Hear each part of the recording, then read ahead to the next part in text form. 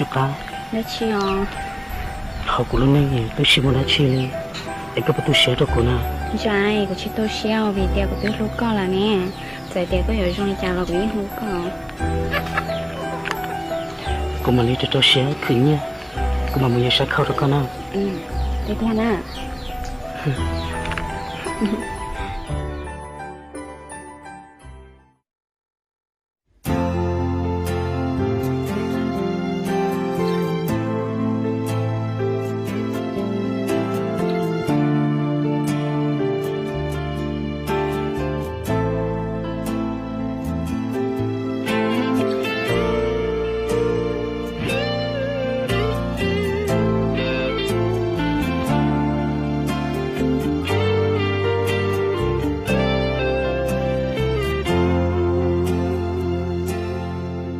眼包的可高潮要比离家，岁岁呀好古路内，chỉ mỗi ya con chờ, có theo tu sửa khiến đau cũ mù, có theo chỉ lu. Dành bao tia có tu sửa trong gió kẻ lũ, họ của chỉ bao xuôi ya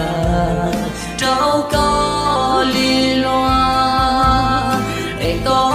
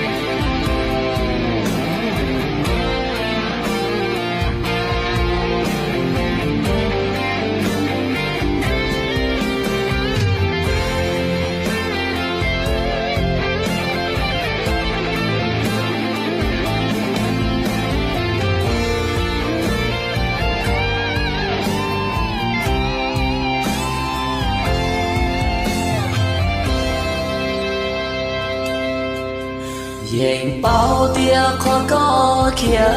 yêu vì lý cha tôi sẽ trao trong cuộc lúa này của chỉ tao lý có nhà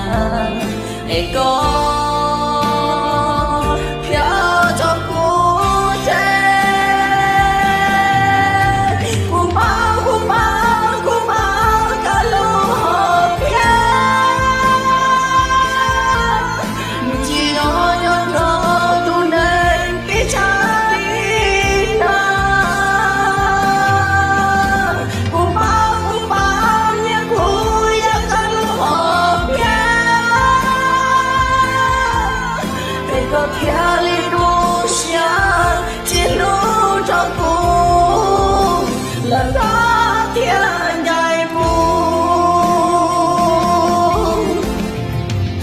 Hãy subscribe